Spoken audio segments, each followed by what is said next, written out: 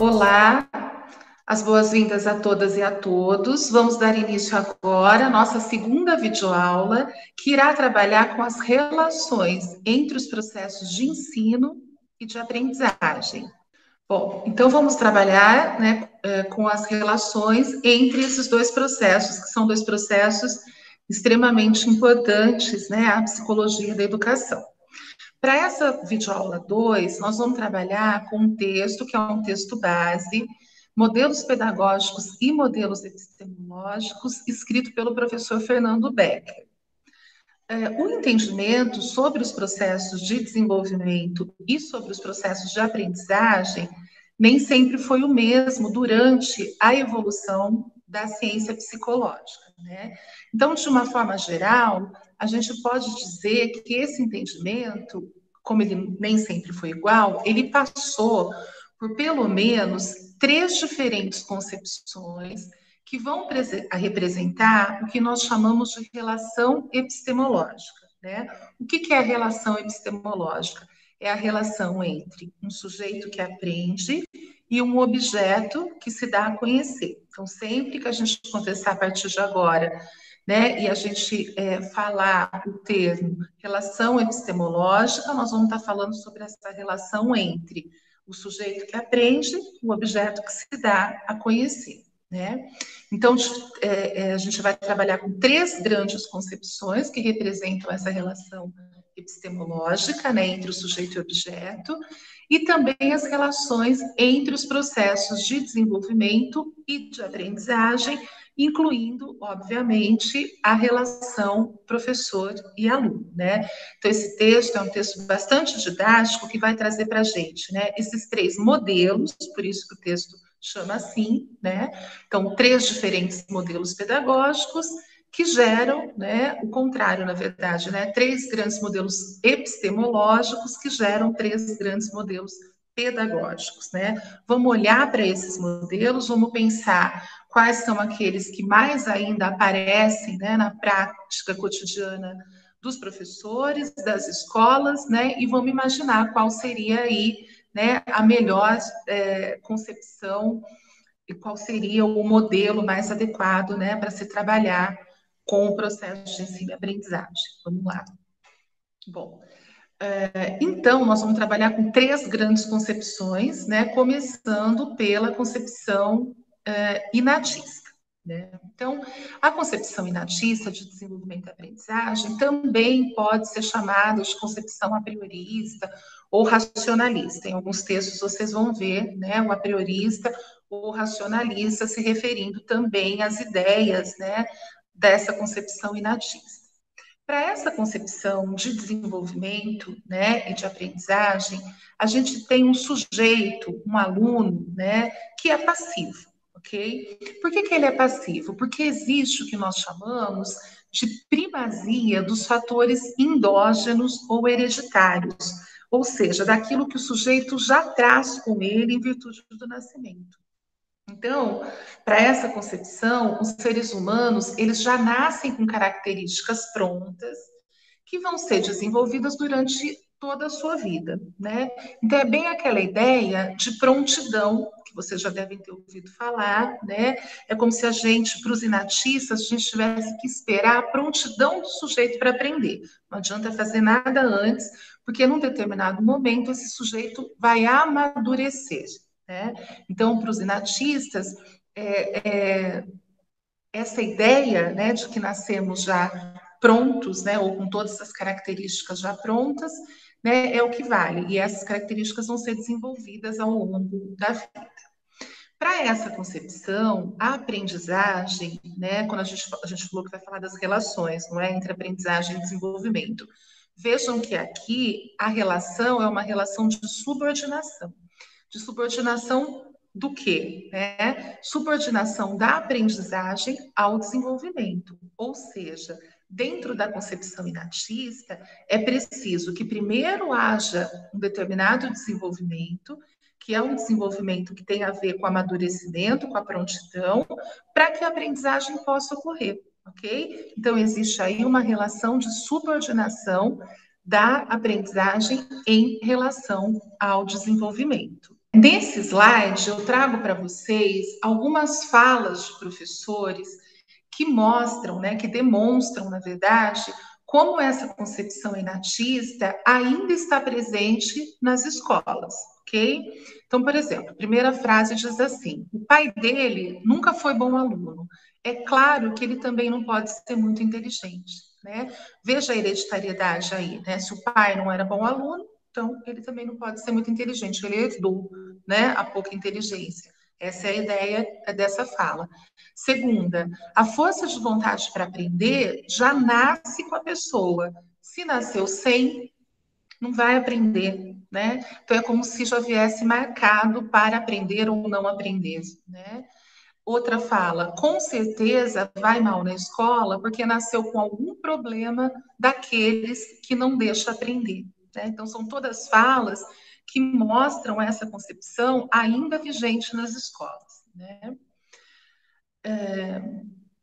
Bom, o contrário total, né, desse tipo de visão é o que a gente chama de concepção ambientalista ou empirista, que seria o contrário total, né, da visão inatista de desenvolvimento de aprendizagem.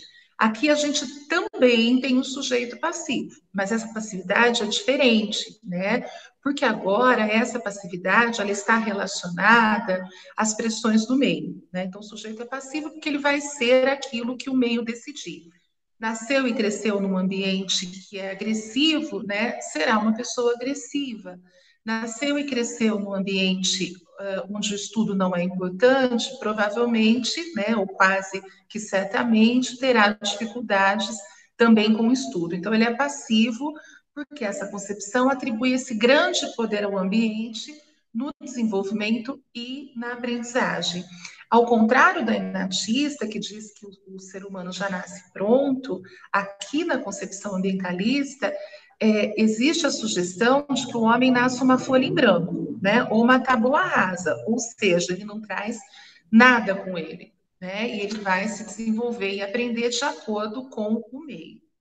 Então, aqui a gente também, quando a gente pensa na relação entre desenvolvimento e aprendizagem, né, nós vamos pensar numa relação de subordinação, mas agora é inversa, né? Agora o desenvolvimento é que está subordinado à aprendizagem, né? Então, primeiro, eu precisaria aprender uma série de coisas, né? E essa aprendizagem seria mecânica ligada ao meio, e a soma dessas aprendizagens me levariam ao desenvolvimento, né? Então, aquela pedagogia bem caricata, né, tradicional, do professor como detentor do saber, etc., está muito centrada, né, nessa concepção aí ambientalista ou empirista de desenvolvimento e de aprendizagem.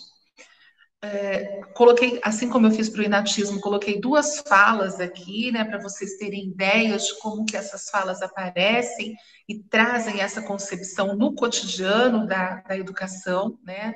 Uma fala diz assim: devemos planejar ao máximo o nosso trabalho. Assim conseguiremos controlar os nossos alunos. Veja a ideia do controle, né? Então a gente planeja ao máximo, mexe no ambiente e controla os nossos alunos. Outra fala diz assim: quer se livrar da indisciplina? Dê castigos rígidos, como ficar em pé a aula toda ou perder os intervalos. Em menos de 2 meses, a tal da indisciplina acaba, né? Então, veja, o castigo e a punição, né, como alternativas para que se consiga um comportamento que o professor deseja, né? Tudo isso está dentro do espectro do que chamamos, né, da concepção ambientalista. Bom, e aí, né, buscando um equilíbrio, né, aí na forma de se olhar para o desenvolvimento e para a aprendizagem, a gente tem a concepção interacionista, né? A concepção interacionista é também uma concepção relacional, né? Nessa concepção, a gente, ao contrário das outras duas, tem um sujeito que é o sujeito ativo, né? Aqui nessa concepção existe a ideia de que a criança constrói o seu conhecimento a partir da sua interação com o meio, né? E sabemos que esse meio ele é físico, ligado aos objetos, e também social, ligado às pessoas, né? Também a interação com seus semelhantes, né, os pares, e com ela mesma, né, as relações intrapsíquicas. Para essa concepção, os fatores internos e os fatores externos, eles se interrelacionam continuamente e formam aí uma combinação de influências, né? Então, desenvolvimento e aprendizagem, aqui são processos interligados, não estamos mais falando de subordinação, mas de relação, né? Apoiados na interação entre o sujeito e o meio, sendo o conhecimento algo que é construído pelo indivíduo durante toda a vida, não estando pronto ao nascer, né? Então, não é inatismo, e nem sendo adquirido graças às pressões do meio, que é o ambientalismo que defende. Né? Então, aqui no caso, a gente está falando de interação, ação entre o sujeito e o meio. Para o texto, né, do professor Fernando Becker, a gente pode afirmar que existem, a partir dessas concepções de desenvolvimento de aprendizagem, três formas também de se pensar a relação entre ensino e aprendizagem escolar, né? Ou, mais especificamente, como ele diz, o exercício da docência e as atividades de sala de aula. Então, ele denominou, né, essas formas de modelos pedagógicos relacionados aos modelos epistemológicos que acabamos de conversar sobre, né? Então, quais são esses modelos pedagógicos? Para o inatismo, o professor Becker fala de uma pedagogia não diretiva. Para o ambientalismo, ele fala de uma pedagogia diretiva. E para o interacionismo, ele fala de uma pedagogia relacional, ok? Então, no texto, vocês vão poder se aprofundar, né, nesses modelos aí pedagógicos, entendendo quais são as características de cada um, ok? Então, retomando e resumindo, para a gente fechar essa videoaula 2, nós temos aí, né, a concepção inatista enquanto modelo epistemológico, gerando a pedagogia não diretiva. Temos o modelo epistemológico da concepção ambientalista, gerando uma pedagogia diretiva. E temos o modelo epistemológico da concepção interacionista, possibilitando a construção de uma pedagogia relacional, ok? Esse era o nosso objetivo dessa videoaula, entender, né, as relações entre o desenvolvimento e a aprendizagem dentro dessas concepções natistas, ambientalistas e interacionistas, o que vai ajudar a gente a entender várias outras questões que trabalharemos nas próximas videoaulas. Muito obrigada pela atenção.